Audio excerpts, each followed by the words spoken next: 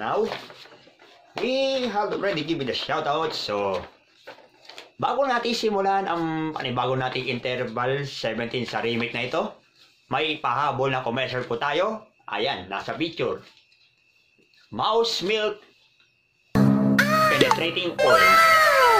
Bagay na bagay sa lahat ng mga nagluluwagan ng mga tornilyo sa utak, nakakasilain ng kulangot, yung mga tornilyo na kinakalawang, para yung utak mo na may ubo, kinakalawang din, kailangan i-restore lahat. Lahat ng mga gamit, lahat ng mga pinaglumaan, kayang i-restore. Gamit ang gatas ng daga. O, baka gusto nyo, pwede nyo iinom yan. Diyos. Ayan. Mouse Milk Penetrating Oil. Ang gamit ko para sa pag-repair sa lahat ng mga pellet dyan na sira at mga airsoft kagaya nito. Ayan. So, starteran na natin ang panibago nating interval sa remake. So, ito. On interval 17 sa Ninja's Revenge Remake Season 1, known as The 9 Sins of the Tongue. Mukhang matindi pa yata doon sa previous ako ng 7 Deadly Sins. Eto, 9 Sins of the Tongue. So yun na nga. Bakit nasabi natin na may tinatawag nating, bakit nasabi natin ng bakit may 9 Sins of the Tongue? Ang tanong, meron ba sa Biblia yan? Oo. Na-i-upload ko na pala yung dating previous ng vlog ko yun about sa tongue o sa dila. Galing sa James o Santiago 3:5 hanggang 14. 5 hanggang 12 pala. So ito, konting keywords lang para sa ito, para sa James na ito, sa James 3:5 verse 12, na kung saan at ang dila ay isang apoy, ang isang libutan ng kasamaan sa ating mga sangkap. Ideally, itbat ang dila na nakakahawa sa buong katawan at pinagningas ang gulong ng katalagahan, at ang dilay pinagniningas ng impyerno. Besides para sa Santiago na dati kong in-upload sa previous vlogs ko, eto matindi. Ngayon may nahalungkat po tayo dito sa superbook natin.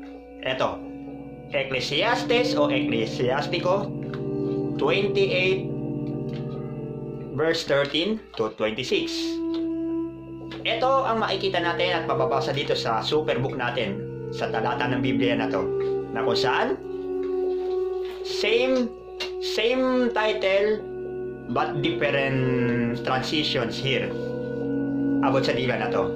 So ito, mga kapatid, sumpain ang madaldal at mahabang dila, maraming nananahimik ang kanyang sinasalanta. Marami nang ipinahamak ang dilang mapanghimasok, mga bansay na patapon sa iba't ibang mga lupain, mga lungsod na may kuta na naluping ng kaaway, mga naghahari ay bumagsak ng tuluyan. Dahil pa rin sa dilang yan, ay matapat na may bahay ay napalaya sa tahanan, at ang kanyang pinagpaguray inagaw ng walang awa. Eto, ang sumunod, ang sinumang nakikinig sa mga chismis, ay hindi magkakamit ng kapahingahan. Kabahan na kayo mga marites at tolits. Ayan, sakto sa iyo. Sunod sa 17. Ang hampas ng latigo ay nakalalatay, ang hagupit ng dila ay nakababay ng putok. Matindi yun. Kung sinasabi natin, i-share ko na rin pala ba't ko nasabi ang hampas ng latigo na nakalatay. Shoutout sa atin kay dating Mayor Meliton Jeronimo aka Mayor Latigo ng Baras Rizal. Ayan, kung sinabi niya kapag yung mga katawan ng mga kalaban na to ay magmimistulatili sa latay dahil sa latigo, eto, baka sa airsoft na to, baka magmistulang Dalmatian. Magiging dalmatian ang mga katawan niyo sa pantalang may airsoft na to. Oh. Diba? Tama ba ako? Mali sila. Sunod. Ito masahol pa to eh. Sa talata 18 to eh. Mas marami ang namatay sa talas ng dila kesa napahamak sa talim ng espada. Blade. Para bang matindi to. Yung tulis at talas ng dila, yung mga masasakit na salita ay tumatagos o para kang sinaksakan ng 29 dahil sa sakit ng mga pananalita na yan nang dahil sa masamang dila na yan. Sunod, mapalad ang taong dito'y nakaiwas sa kalupitan nito'y lubhang nakaligtas. Mapalad ang taong hindi nito naghapos at hindi nagpasan ng pamatok nito. Tapos sumunod, ang pamatok nito ay sintigas ng bakal, ang talinikal ay mabigat na tanso. Ang kamatayan, iginagawa nito'y kaila-ilabot. Higit na malupit kaysa libingan. Then, walang magagawa ang dilang malupit sa mga tunay na banal. At hindi sila masusunog ng apoy nito. Para bang sinubukan mong hagisa mo ng incendiary grenade sa dagat? Para kung plano mo sunugin yung dagat. Ganyan din sa mga tunay na banal, hindi mo kayang hagisa ng molotov o incendiary ammo o grenade sa dagat. Ganyan dito na walang magagawa ang masamang dilang yan sa mga tunay na banal dahil hindi nila kayang tupukin ito. Yun. Sunod. Ngunit ang mga tumatalikod sa Panginoon ay mahuhulog sa kapangyarihan niya. Matutubog sila magpakailanman sa kanyang ningas na di mapapawi. Ang malupit na dila ay sasalakay na parang leon. Parang malupit na leopardo na lalapas sa kanila. Ito.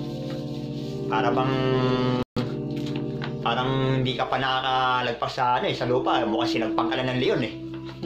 Dahil sa atin, hindi na masama ng dila lang yung binabat na namumutawis sa bibig mo na mabaho kasi yung baho ng hininga mo na amoy patay na daga.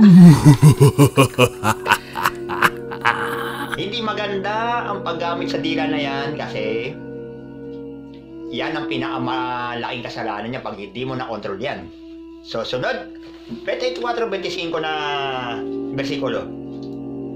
Kung sinususian ng ginto mo pilat upang hindi manakaw, mga salita mo, I repeat, mga salita mo ay dapat timbangin at pagkaingatan.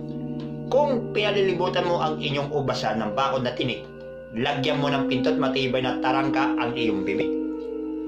Yan. Bibigyan ko kayo dito sa explanation sa talat sa versikulo 24-25 na to. Na ang ibig ko sabihin sa iyo, ayan. Hindi ako naparito sa sanlibutan ito para maipag-negotiate sa inyo. So, sasabihin ko sa iyo, ulitin ko. I am not here in this scorched earth for renegotiation. So, if I were you, you better choose your words very carefully. Hindi ko kinukonsinti lahat ng mga gawaing mali, lalo magsasalita mo pagtutungayawan mo yung kapatid, kahit na sino dyan sa lalo na yun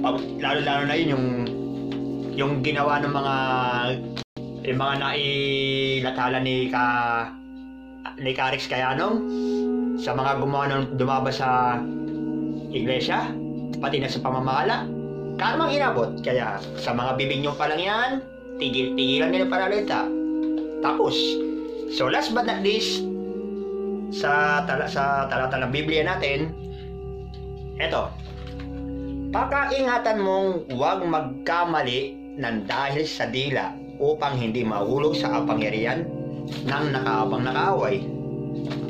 Yan lahat ang mga talata ng Biblia na share ko galing sa Ecclesiastes o Ecclesiastico 28 versikulo 13 hanggang 26. So, saan nanggaling para to? Magandang balita Biblia with Deuterocanonicals o Deuterocanonico in Tagalog translation. So, wala na tayong patumpik-tumpik kasi i-share na natin ang pinaka main course sa tinatawag nating interval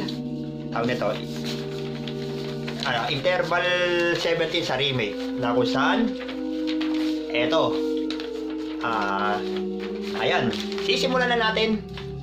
Bago natin simulan pala, may mga ilan sa mga kapatid natin dito sa mga kapatid natin sa iglesia, lalo na yun sa shoutout po ka Warren, ka Hezron, ka Mark, at sa ka Darius,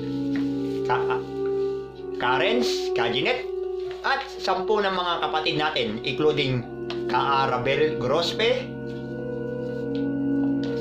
si Sir Ong, at si Dr. Asturias, si Dr. Peter Asturias sa UCC. Mga UCC professors yun. At yung iba, yung pamamahala sa district, yung namumuno sa distrito, kapurukan, at lahat sa grupo. Ngayon, nagtatanong sila sa akin kung bakit Niños Revenge.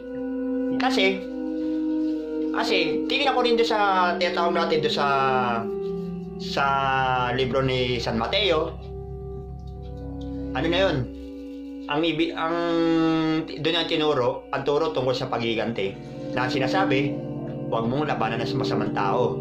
Pero sa ending credits ko sa remake, andun din yung Romans 12:19 at Deuteronomy 32:35 na nasasaad, vengeance is mine, says God, He shall repay. So yun na yun. So starter na tayo dito at huwag na tayo magpatumpik-tumpik pa. Sisimulan natin ang main course na to, ang The 9 Sins of the Tongue na to. Parang matindi pa sa 7 Deadly Sins ng dila. O eto, magandang topic. So, bakit may mga kasalanan pala sa dila? Pero nung nahalukat ko to sa Google, eto, may siyam na pala. Iisa-isay natin. Eto, unahin natin ang isa to. Ayan. The lying tongue. Bakit? Kagaya nyo, mga pathological kasi kayo dito eh. Ayan, sakto-sakto sa iyo to. Boy naman, salvo kayo sa akin ngayon. Mga ubot kayo na sinungaling. Eto, the lying tongue is comprising of lying is one of the things that God finds detestable, as in Proverbs 6:17 and stated, and all liars have their place in the lake of fire. Revelation 21 verse 8. Ayan, tama, sa mga duwag, sa mga sinungaling. Ayun. Yun nga yun, nabasa ko sa pahayag. 21 verse 8 yun eh. You should also note that the devil is the father of liars. In other words, Diablo ang iyong ama. Kasi, sa pasimula pa lang, wala nang ginawa kundi magsinungaling, at siya rin ay ama ng kasinungalingan. The devil is the father of all liars. So tama yun. Nasa aklat ni San Juan yan eh. Yung abot sa title yan, Diablo yung ama. Sunod dito, the flattering tongue. Ayan. Bakit kamo may mga flattering words na binibitawan ang isang dilang malupit na madalas magkasala? Eto, God hates flattery, as in stated by Psalm o Awit 12 versikulo 3 at 4. Eto, as believers, we should never praise others because we want to get something from them. Ayan, kaya galit na galit ang mga Diyos sa mga mamplatter ng kapwa nila. Yung tipong ginagawa, uutuin mo yung individual para ganon, para para ma-manipulate mo at para magawa mo at itawag mong ulterior motives mo sa apwa mo. Yung ulterior motives mo sa apwa mo ay hindi magandang gawain dahil sa pagiging flattering tank mo. Wag na wag mong gagawin dito dahil talagang malaking kapagkaasal sa Panginoon. Tapos, susunod dito, the proud tongue. Ayan. Tama. Eto, the proud tongue. Ayan yung mga mahilig. Ayan yung mga mahilig mag-proud. Lahat. Pagiging proud sa sarili. Yung mga may matataas ang tingin sa sarili. Yung mga feeling boss. yung mga feeling yung parang si Philip King na mukhang feeling king na hindi naman living king. Eto, the proud tongue. Ayan, sakto-sakto sa inyo. Eto, a proud or boastful tongue is sinful. Proud believers are full of themselves and learn little from anyone else. Kagaya nyo, may konting kamalaman nga lang kayo, nakakarampot na kasing karampot ng kulangot na nahugat mo sa ilong mo kasi palibasa yung utak mo o kasi laki ng kulangot. Bubot pa lang ikaw sa kalaman, nagpipiling mataas ka na. Aba, paano mo na ata sinubukang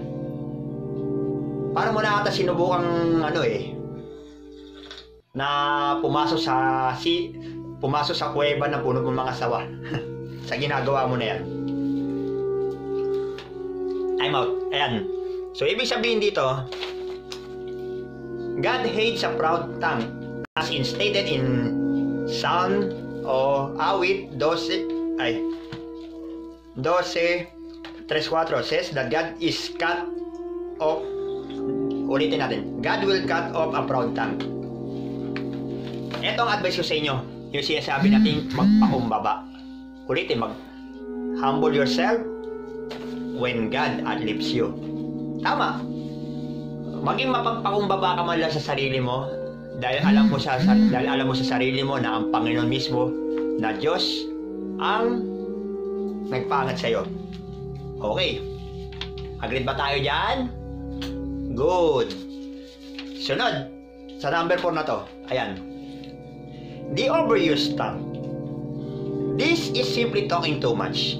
According to the Ecclesiastes 5:3 says that many words mark the speech of a fool, while Proverbs o Gawa 10:19 says that the prudent hold their tongues. Another Bible verse from Ecclesiastes 5:2 cautions us against being too quick to speak. We are advised to be persons of fewer words. So, ibig sabihin, parang sinabi ng nanay ko sa akin ito ang malalim na tubig, hindi maririnig ang ingay. Pero pag hinano mo sa ibabaw na tubig, very noisy yan. So, ibig sabihin, kapag wala kang sasabihin, isipin mo na lang yung Miranda rights mo na you have the right to remain silent because any words will be upheld and use you against the law. Agreed? Good. Isa pa.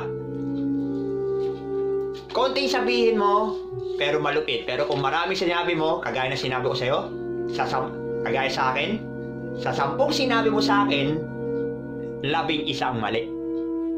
Ganyan, pipiliin mo lahat ng mga bagay na sasabihin mo na maganda. Hindi puros masama. Yan ang tinatawag na the overused tongue. Ayan.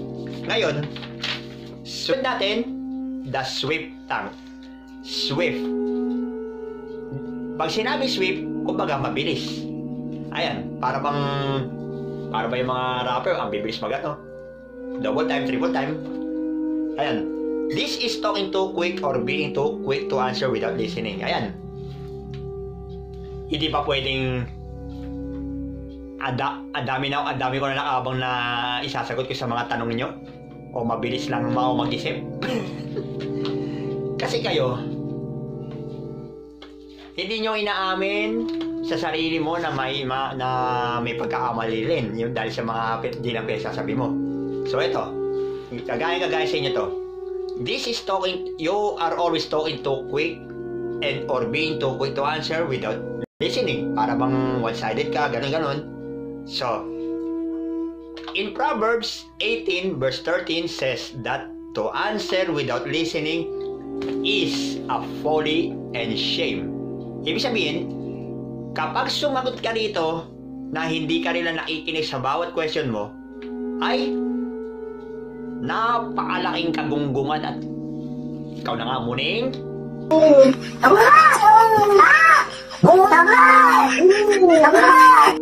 Fetch me their soul!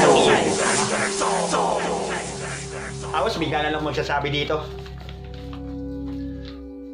nag-aaral naman ako. Eh kung nag-aaral nga talaga kayo, kung may pinag-aralan nga talaga kayo sa yung sinasabi nyo, may mga pinag-aralan kayo dito, ba't hindi nyo nagagamit ang tamang pag-iisip? Hindi nyo inuunawa ang mga teksto, basta na lang kayo sasagot ng hindi maganda. At hindi nyo rin lang napag-isipan yan. Malaking katangahan yan sa ginagawa mo na yan. Tapos, at may isa pa pala. Santiago o James 1:19. 1 verse 19 of James tells us to be quick to listen, but slow to speak, and slow to angry. To be angry. Ibig sabihin, maging handa kayo na makinig, banayad kayo magsalita, at banayad magalit. Ganun na kasimple yan eh. So yan, ang mga bagay na dapat mong gawin na i-prevent mo ang bagay na ng pagiging swift na yan. Sunod, eto matindi. The backbiting tongue. Ayan. Ulitin natin. The backbiting tongue. Eto. A sin of the tongue where somebody says good things to your face but says bad and negative things against you when you are not present. Parang kayo. You are all, eto, parang nasa ano ko yun eh, nasa post ko dati yan eh. Dealing with, alam mo yung dealing with barriers na yan na dati kong inano? Nasa general psychology yan, abot yan. Dealing with barriers. How about dealing with backstabbers or backbiting individuals? Bakit? They are only powerful when you get your back turned. Mga traidor, mga duwag. Ano ba sinasabi sa mga duwag? Hindi sila maliligtas sa nagniningas na apoy at asupre pag ganyan ginagawa mo na yan. Eto, a backbiter is someone who uses their tongue against you when you are absent. So eto, sa gawa o Proverbs 25 verse 23. Ayan, makinig. The north wind brings forth rain, and a backbiting tongue an angry countenance. Yan ang sinasabi ko. Para ba yung north wind, nagdadala ng matinding ulan, pero yung backbiting tongue, an angry countenance. Parang matindi yan eh. Parang nagbabackbiting ka rin eh. Katry rin ang ginagawa mo. At isa pa, in Romans 1 verse 30, the scripture says that those who practice backbiting among other sins deserve death. Ayan, kapag ginawa mo sa sarili mo na titirahin mo ang kalaban mo, kapatid man o hindi, ng patalikod, aba, you deserve to die and or get punished by God kasi ginagawa mo pagiging traitor mo sa apwa mo. At isa pa, according to Proverbs or Gawa 6 verse 19, isa lang ibig sabihin nito. Gawa 6:19. Diary lang 6:19. God hates backbiters. Ayan. Eto. Eto, mainig kayo sa mga sasabihin ko sa inyo, mga kasama ko dyan sa kamarin at sa pansulok ng mundong ilalim na to. Pakinggan nyo tong mensahe bibitawan ko sa inyo. Ayan. If you are a believer with this habit, you need to change. If you guys if your friend list have ever been a victim of backbiting, you need to be still and not to bite back. God will fight for you. Ayan, kayo. Uulitin ko sa inyo. Kapag kayo na mga taong mahilig gumawa ng hindi maganda sa kapwa mo, na mahilig ka tumira ng kapwa mo patalikod, galit ang Panginoon sa'yo. Ang Diyos na mismo makikipaglaban para sa akin.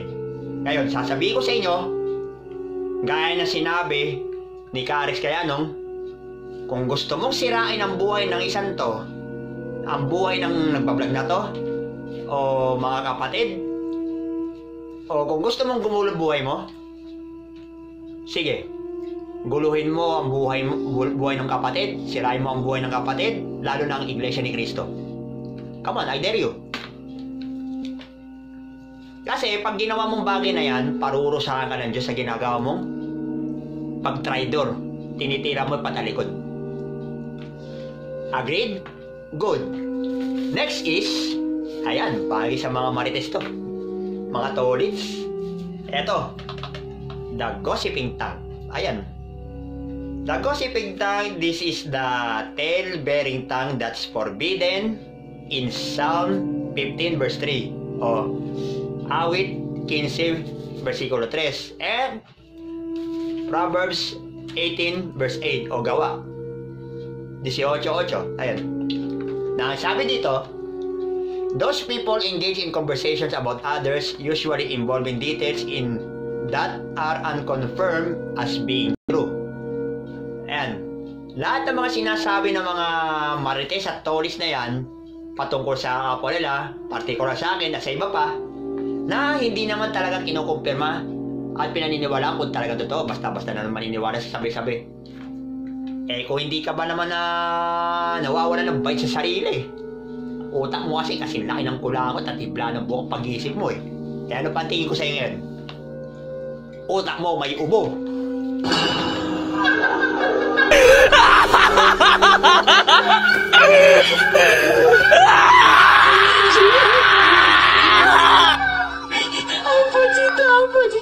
Ako talaga itong mga to. Ayan. May isa pa dito, nakakadwelo, mas gusto ko sa mga pagmumukha niyo mukhang pinompya ng dalawang higante posite ng Meralco eh. Eto, the gossip is such a common sin in churches today. The devil uses believers as altars to harm others. Ayan, kagaya nyo na mahilig sumasamba sa mga, ayan, kagaya nung nasa, yung mga sumasamba sa Diyos-Diyosan. Ayan, kagaya, yan, yung mga gumagamit sa mga pagchichismis niyan ay common sin na yan sa bawat simbahan dito. Kagaya ng ginagawa nyo na sumasamba kayo sa rebultong kahoy, sa mga Diyos-Diyosan, kagaya nyo sila, si Baal, Mephisto, pati yung kalahiri na mukhang Diablo.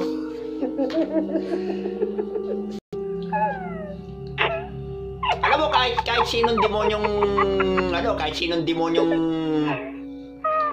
ipadala nyo sa akin, o sa iba, walang panamaya sa kapangyarihan ng Panginoon sa itaas. At yung sinasabi ko sa iyo lagi, yung abot sa CCTV na iharap nyo sa akin, tanda mo, mas maapangyarihan ang CCTV ng Ama sa taas kesa sa mga CCTV ninyo na taga-sanlibutan kayo na pwede nyo i-edit at gawin nyo ng katatawanan yan. Eh kayo nga, yung mga CCTV na ng sanlibutan, puro mga makasalanan eh. Paano kayo, mas makapangyarihan ang CCTV ng Ama sa taas? Kahit sa banyo pa kayo magtago, kitang-kita kayo eh. Baka may nagagalit sa inyo, bawang kayo sa upuan nyo, malaglag kayo. Fetch me their soul! Baka may magalit sa akin, kaya kayo, kumapit kayo sa kinaupuan nyo.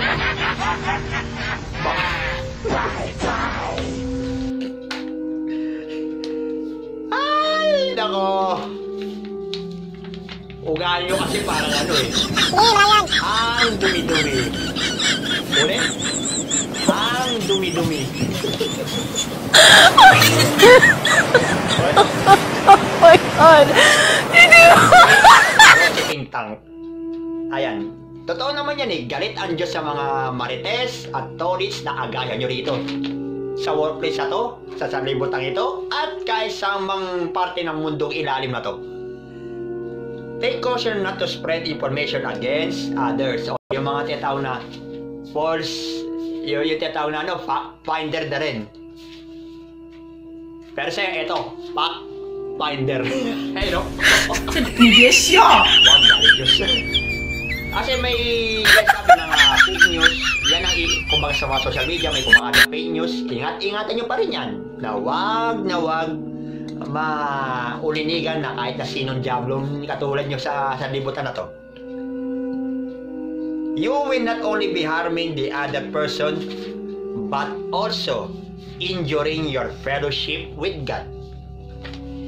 Kaya tigil-tigilan nyo na rin na pagkakalat ng lahat ng mga maling chismis tungkol sa akin at sa iba pa mga kaanib. Kasi, hindi lang kayo, tandaan nyo, hindi lang kayo nakakasakit ng damdamin ng ibang tao o nakakasira ng buhay ng ibang tao, partikular na ako, sinisira nyo rin ang pagiging fellowship namin sa Panginoon na nasa taas. Agreed? Good. Next is, ano ba to? Saan ba to? The cursing tongue. Eto. Ayan. Yan, the cursing tongue. Ayun, medyo matindi to. The cursing tongue, sinasabi natin dito sa Romans 3, verse 13. Ayan. Their throats are open graves. Their tongues practice deceit. The poison of vipers is on their lips. Their mouths are full of cursing and bitterness. Ayan. Kagaya kayo dito, lahat ng kagaya nyo rito, ito, sasabihin ko sa inyo. Lahat ng mga ginagawa nyo na mahilig kayo, isinusumpa mo yung kapwa mo, tanda mo, kapag isinumpa mo yung kapwa mo na yan, lalo na sa mga kapatid natin, sa iglesia, at sa ano paman, isusumpa rin kayo ng Panginoon sa ginagawa mo rin yan. Dahil alam mo kung bakit?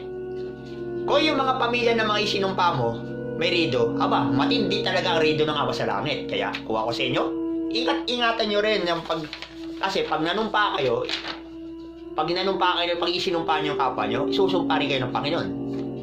Diba? Tama ba ako, mali sila? O kung yung mahilig pa kayo magagawa ng ganyan, sa tingin ko, ginagawa nyo rin yan eh. O hindi ka. Mali ka ba talaga kung sadyang hindi tama? Ayan. Ulitin natin. Mali ka ba talaga o sadyang hindi tama?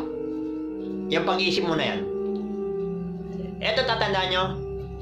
God hates cursing tongues and people that curse have no place in the kingdom.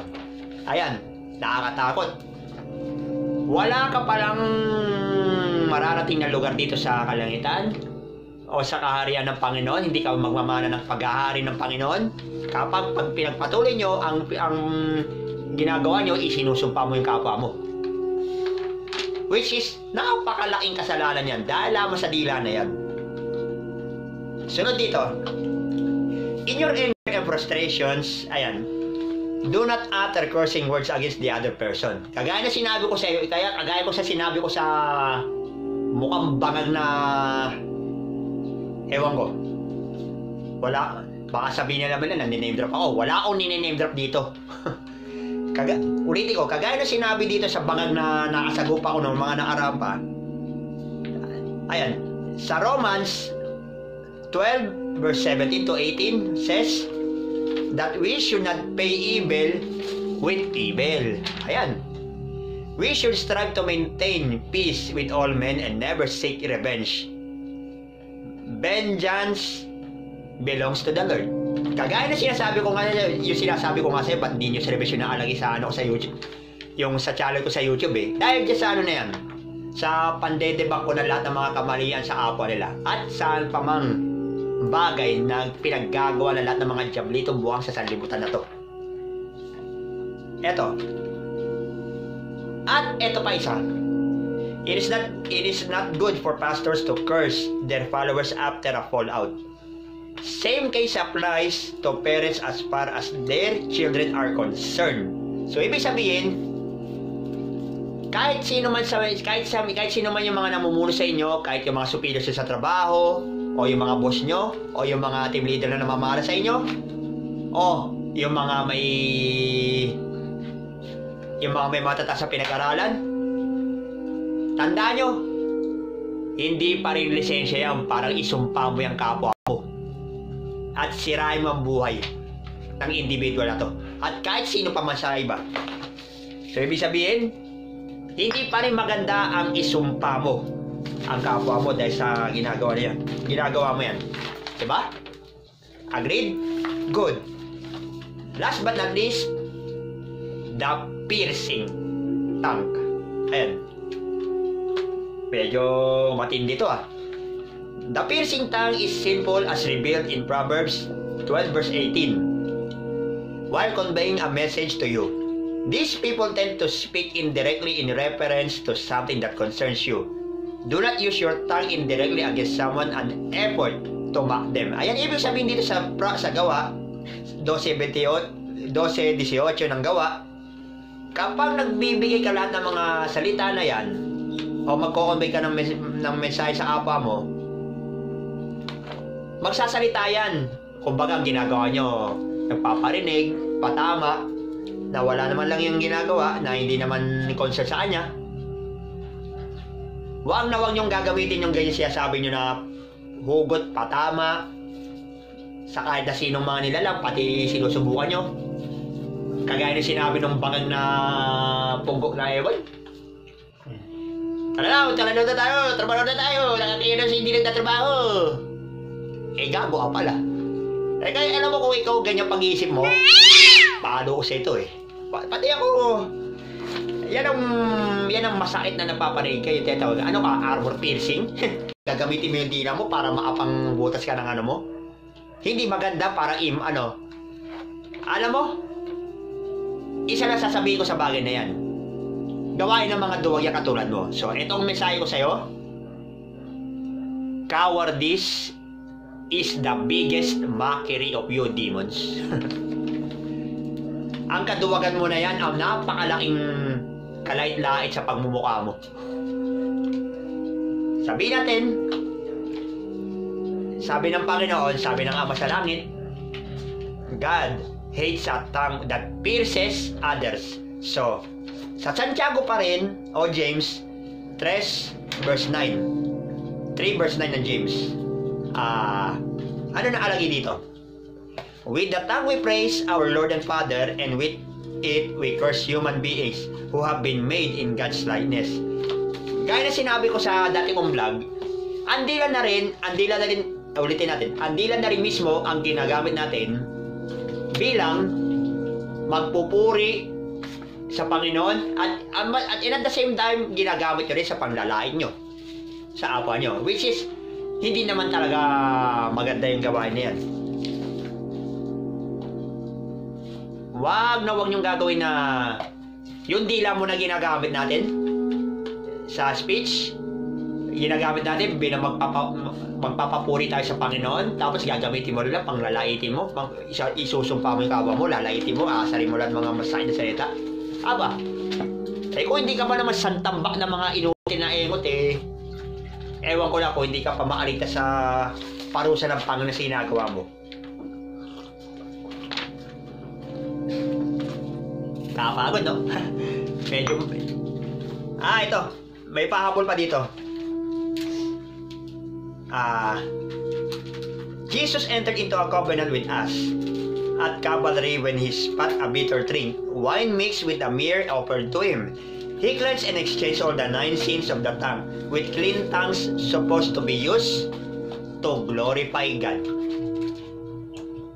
Paano natin gagamitin ang mga dila natin na yan bilang isang believer? Paano natin gagamitin ng wasto ang ating mga dila na yan? sa pagtuturo, bilang guro, bilang profesor, bilang sa ano, yung bilang pastor, bilang ano. Kasi sa nakikita ko, tinuturo nila ng tama. Kasi dyan, kung galit-galit din lang yun, kung sisigawan mo yung individual, pagagalitan mo, mumurahin mo, lalaitin mo hindi maganda, hindi kami matututo dyan sa mga ginagawa mo na yan. Ay, di ka ba namang makata ng mura eh. Ewan ko sa'yo. Hindi pa rin maganda ang gagamitin mo ang dila na yan. Dahil gaya na sinabi ko, napakaliit pero hindi mo kayang kontrolin. Diba? So, eto. In which of these areas, eto, sagutin nyo itong tinatanong ko sa inyo. I-type nyo sa comment section kung ano talaga ang totoong kasalanan nyo dito sa dila na to. So, in which of these areas are we guilty? We need to make a deliberate and conscious effort to control our tongue, lest it leads us to hell. Allow the Holy Spirit to reign over your tongue today. Maging blessed tayo sa lahat and be blessed sa lahat. So this has been the 9 C's of the tongue that I have been tackled in this segment. So we have to end this vlog for now. This is Nino, a natural Colgan, an airsoft enthusiast, a direct distributor of lifestyle speech. So, like, share, and subscribe sa lahat ng mga panibago nating videos dito sa Nino's Reverse Remake, and reviews, requests, at kung ano-ano pa ba mga nasa shorts, everything. Ayan, bago tayo mag-end, shoutout muna tayo, mga Canon Racing Team, Sago ni Aling Bebang, Lapatiba ni Saddam, Gatas ng Daga, at tagabalot ng lumpia sa labas ni James. So, sit back, relax, and enjoy the show. See you around. Napakahabang vlog to. God bless. Hindi ko rin napansin eh. Dapat hindi ako naging manhid sa damdamin nyo. Hindi, okay lang sa amin. Wag mo na lang kaming intindihin. Kaya naman, baka gusto nyo nang gumanti sa akin ngayon. Yeah! Eto, libre-libre. Nakabaladra na mukha ko. Sige na, para naman matupad ang pangarap nyo. Promise, hindi ako gaganti.